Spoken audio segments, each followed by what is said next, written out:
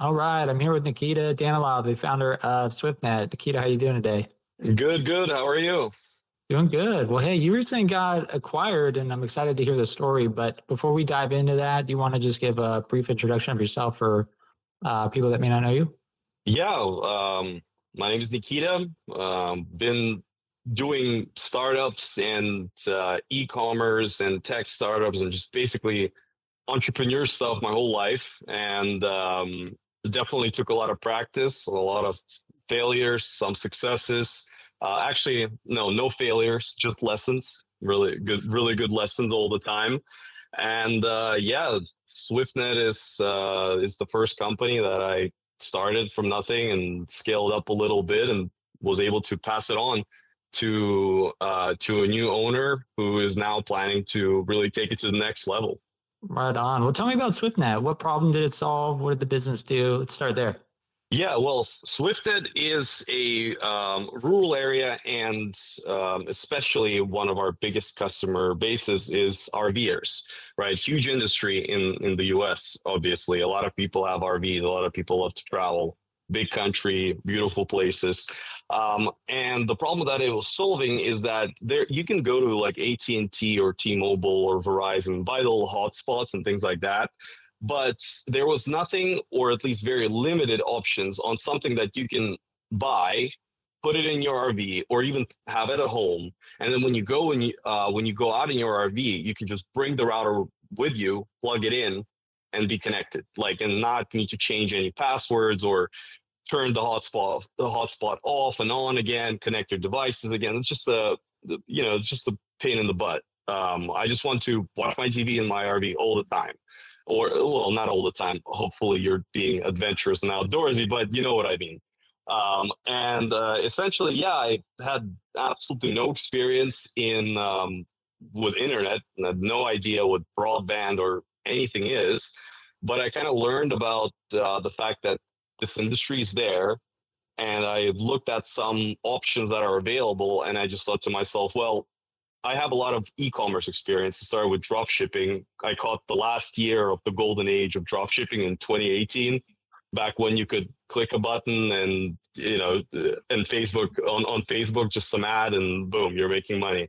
That obviously ended in like 2019, but that experience kind of taught me how to work with Shopify and set up email flow or SMS flow and just things like that, how to capture the leads and what kind of ad to run that will have a good click-through rate. So just basically, yeah, all of those lessons, as I said earlier, right, kind of gave me the education that I needed. That I was like, I can do this. I mean, I just need to learn the technical aspect of it, right?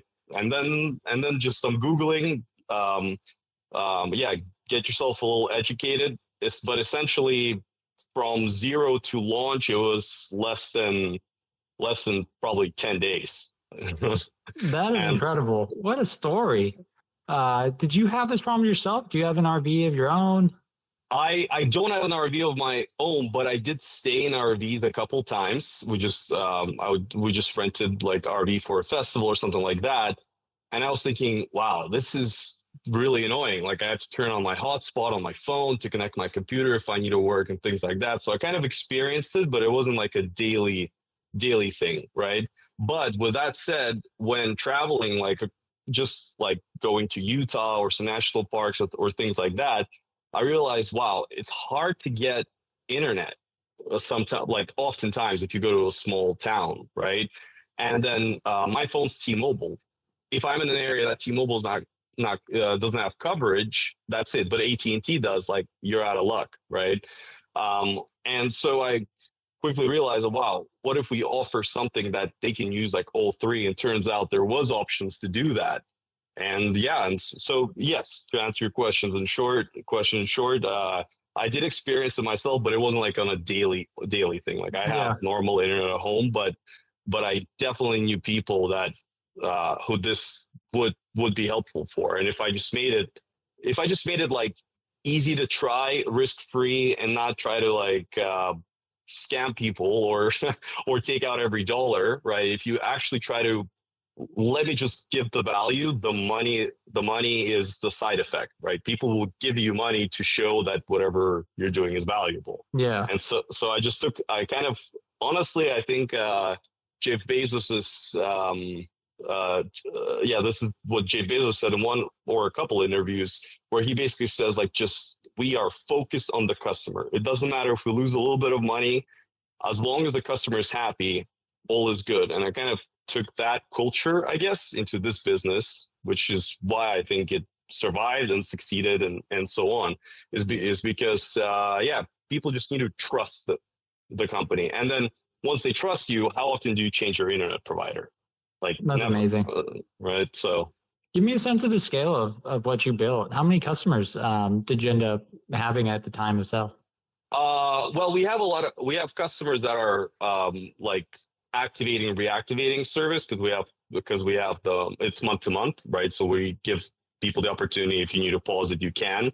But it's between 300 to like 600 active users. So it's not even like that crazy, right? But when you have a loyal customer base and it's subscription, it's a subscription business model, it just keeps growing that way, as long as you're doing, everything right in the way that, once again, as long as you're keeping them happy. I think what you built is absolutely incredible. It's such an interesting, and it sounds like a uncapped opportunity. But it's just the last type of business I think a lot of entrepreneurs would look to go at, which I think is probably a big reason of why you succeeded, is you just were able to narrow in on such an interesting market opportunity for such a specific type of customer.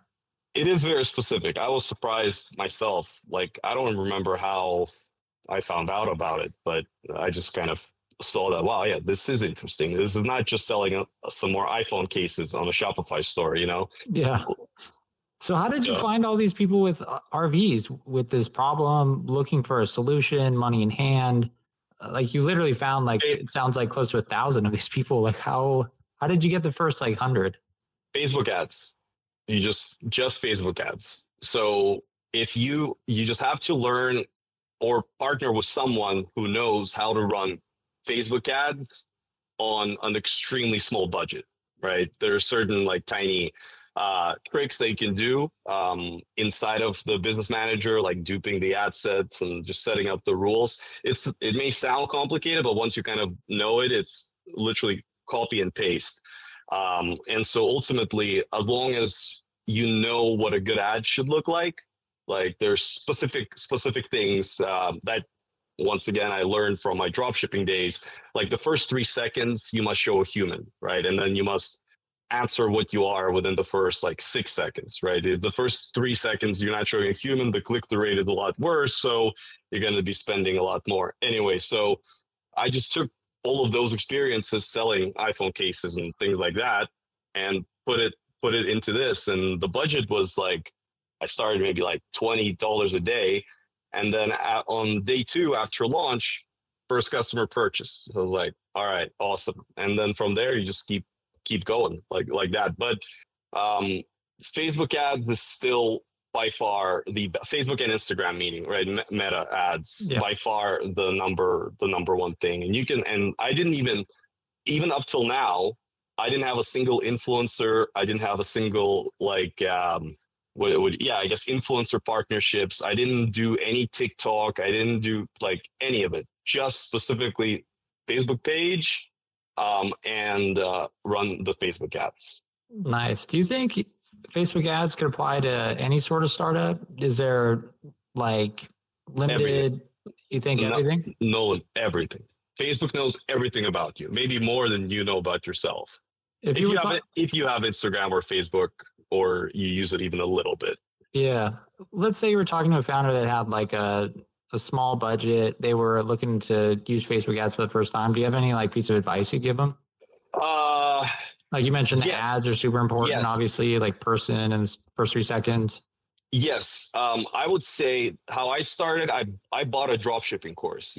I was lucky that I actually got one that was really, really good back in the day, 2018, right? But essentially, if you're not doing dropshipping, if you already have a company, you just want to learn how do I run Facebook ads? Because, by the way, do not hire advertising agencies. That's the one rule that I applied to this business, and that I'm applying to all my businesses. The one that I'm moving on to right now as well is that if somebody comes to you and says, "Oh, pay me a retainer of whatever, 3,000, 2,000, 1,000, even if it's $100 a month, and I will run your ads," just say no right away, because they will not care. They don't care if you're profitable or not, right? So two options. It's either you partner with somebody who already knows how to do it and he just takes over, and you guys figure out, either he becomes a shareholder or you profit share, whatever that may be, or take the time and just learn the basics yourself. You can find, there's so many courses. So I would just advise dropshipping course, Facebook ads dropshipping course. If you like, just look that up, and within 1 week you'll be good. I think the reason I think this is such good advice is I love how you're bringing up drop shipping. I think a lot of entrepreneurs would say drop shipping is a terrible business, blah, blah, blah, blah, blah. But what I think is, like any business, to make drop shipping successful, you have to be really good at marketing. You have to know how to get the product in front of people. You have to know how to differentiate.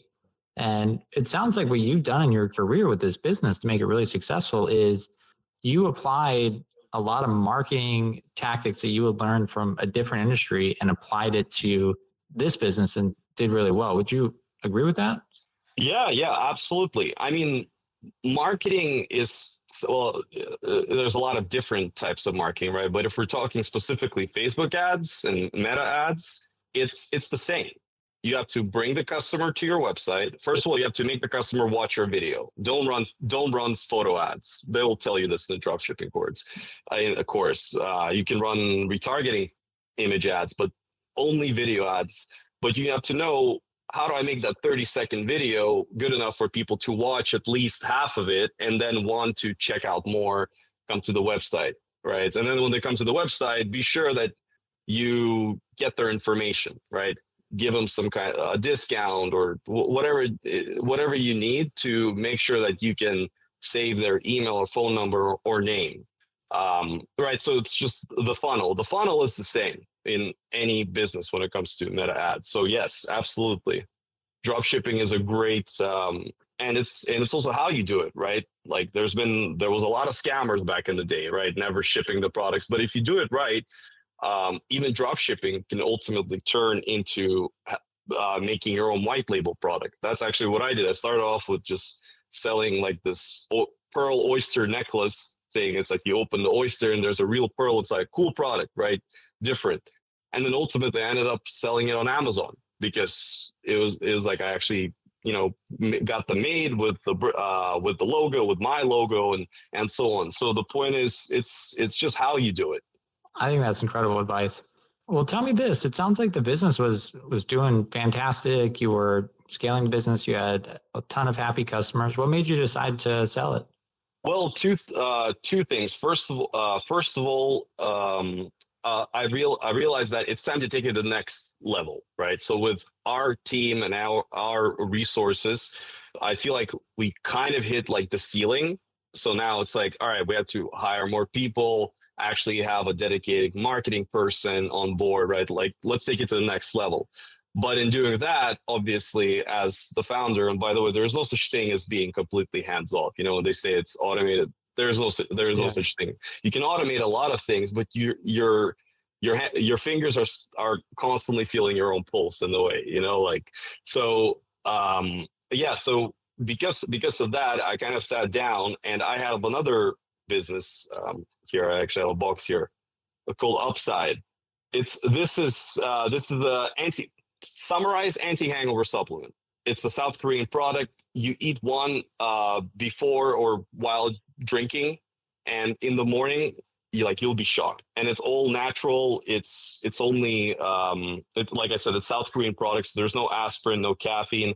Anyway, without going further into the details, but this company is like really fun for me because we do a lot of events. We have an annual music festival, which we've been doing for the last 3 years in Sequoia National Forest.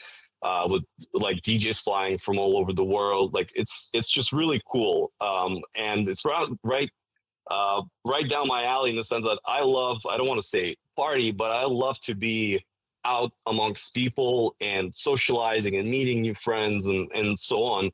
And this company kind of entails that because we go to a lot of events and at the same time it's e-commerce, right? So it's Amazon, it's Shopify, it's the same skill set that I had from dropshipping and SwiftNet. So anyway, this company I've had since 2019 when first developing the idea and so on. So it was actually before SwiftNet. SwiftNet I started summer of 2022. And so I sat down and I was like, what do I see myself? I can't do both. I'm not Elon Musk, unfortunately. And I actually like to sometimes enjoy and, spend the weekends at the beach. So I just sat down and I was like, what do I see myself doing full time 10 years from now? Right. And although internet is incredibly lucrative, I just made a decision that upside is what I want to, I'm totally cool with doing this for the rest of my life. Right. And maybe I don't, maybe we'll sell it as well later on, but kind of made that decision. And so that's when I decided to, okay, well, let's start learning how do I sell a business? Because I've never done that before either. Like zero idea. Like what is due diligence? Like, I don't know. Yeah. Right. So, but I was like, all right, well, as always, I'm like, I'll figure it out. Yeah, absolutely. I think the process you went through to figure out which business you should focus on makes a ton of sense. And I meet way too many entrepreneurs that have like 3-4 different businesses. And the reality is they'd probably be much better off if they just focused on one, the one that matches their skill set the best, the one that they're most excited about. Because then you could pour everything you have into it rather than, being pulled in different directions. And that's a great product too. You actually gave me one of those at our conference earlier this year. Yeah. Yeah. But we weren't drinking that much, so we'll need to do it again and put it to the test. Absolutely. Well, tell me about the first week on Acquire. What was your expectations? How did it go? How many buyers reached out? Like, what was the first week like? Well, so I actually first, when I just decided, okay, I'm going to start planning to sell it, and I created an account on Acquire, and I love that about Acquire. By the way, they came back and I forgot who it was, but basically they said, great business, we think it has a lot of potential, but you have to come back in like 3 to 6 months. You have to hit certain points to be there, which I thought is like, I didn't take offense to that. I actually thought that's great. Like, wow, Acquire actually does their due diligence and doesn't just allow anyone to list. And I assume that probably doesn't allow just any buyer or investor come in and make an account and just get confidential information with the P&Ls and everything, right? So I was like, okay, sounds good. So then I came back, I think maybe 5 months after, and we got listed, and instantly a lot of buyers were reaching out, and Kai, who was my account manager, was very helpful, like answering questions and following up actually with the buyers as well.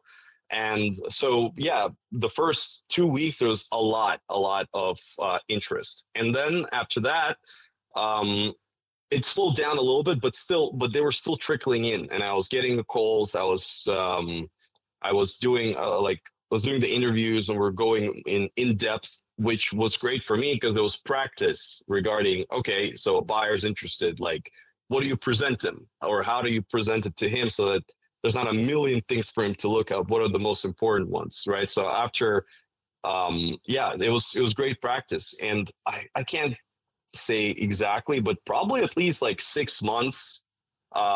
We were, we had the listing there, talking to buyers, doing all that, and then afterwards it kind of slowed down maybe for like 2 weeks. So Kai and I sat down and we revamped the listing one more time.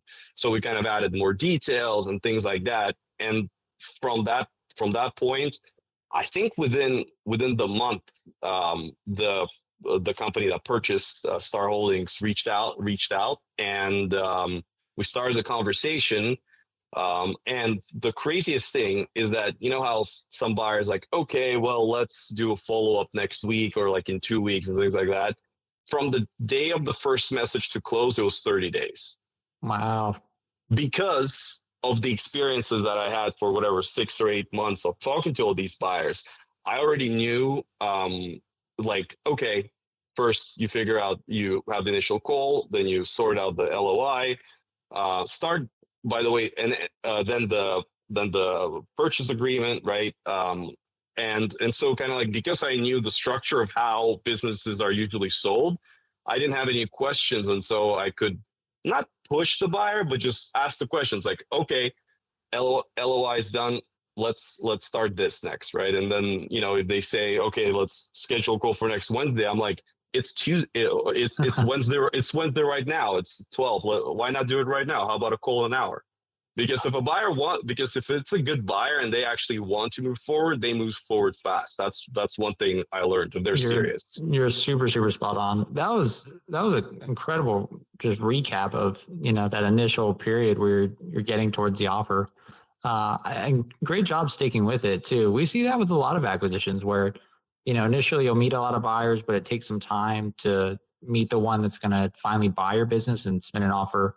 And I think another just great tip that you shared was, be fast when buyers reach out, like schedule the meeting that day, answer their questions quickly. Don't let things sit, because it's really just sales at the end of the day where, when you follow up quickly and you show that, you have your stuff together and you can move quickly, you're going to get that in exchange from a buyer. Exactly. I guess my next question is, what was the hardest part throughout the whole acquisition journey? Was it that 6-month period where you were just trying to find a buyer? Was it due diligence? Was it something else?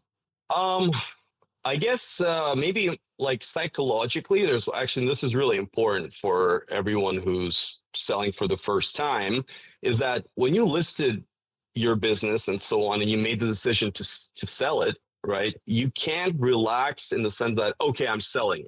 Think like you're not selling it, and it's still your business, and you're still responsible to yourself and to your team if you have a team, to continue growing.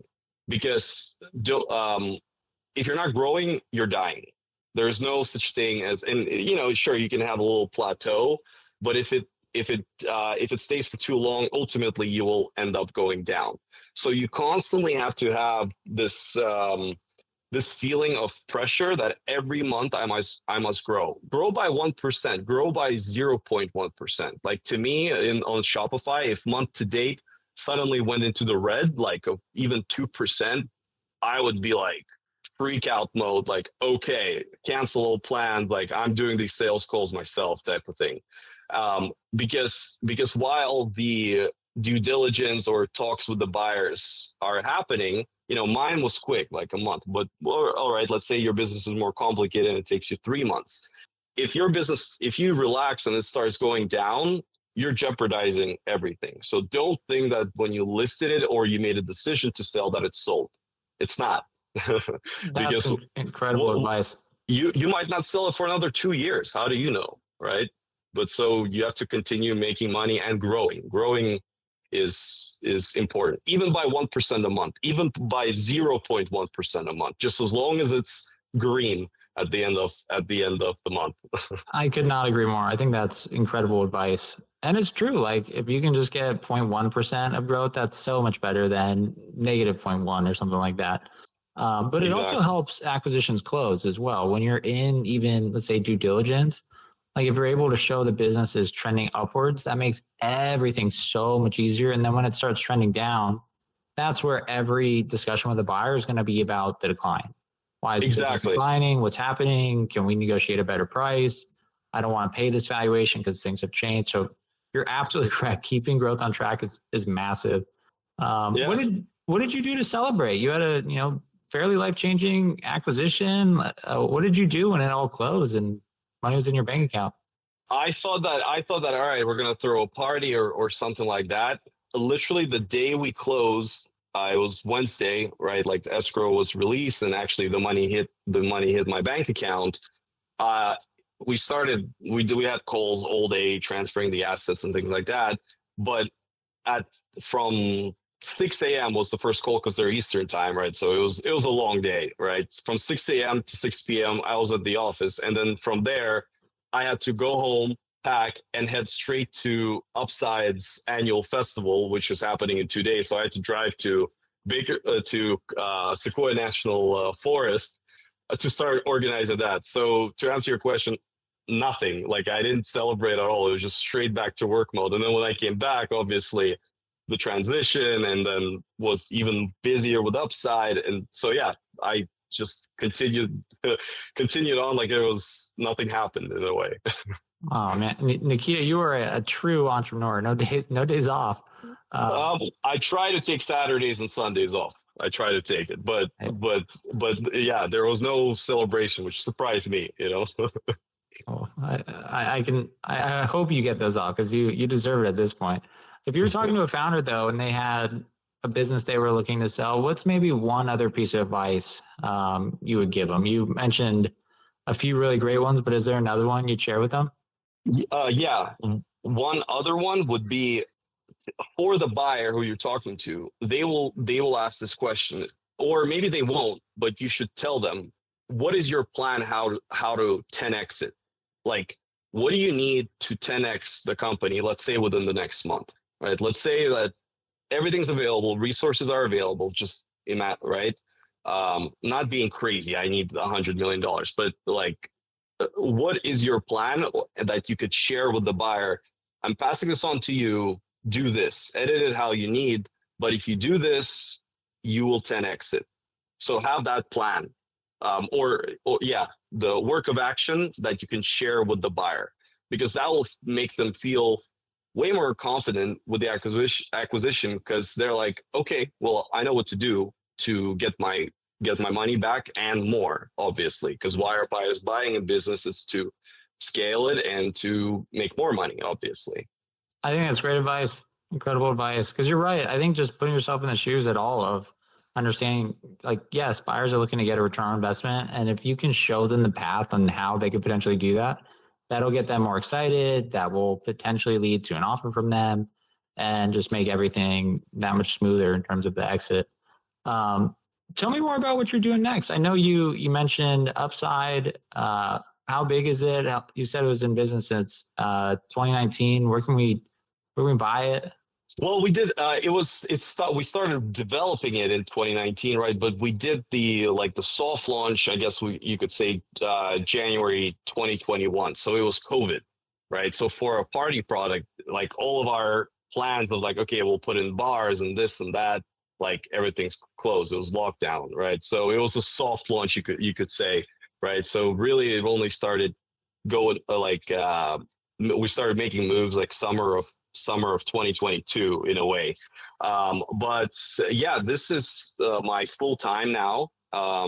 With that said, I'm part time and very heavily part time still with SwiftNet, and by the way, to so everybody knows, when buyers buy your business, doesn't mean that you just leave. They will typically want you to stay, and nobody will pay you 100% up front, right? Because they want you to be there to help them, which makes perfect sense. So you have to actually be confident in that you can 10x your business and have a plan. Like you can't BS your way. Maybe some people get lucky and they just BS their way, but typically not, right?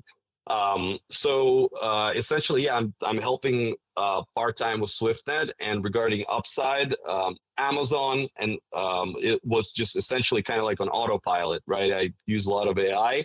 So while I was working on SwiftNet heavily, it was just essentially Amazon and retailers who would buy from us.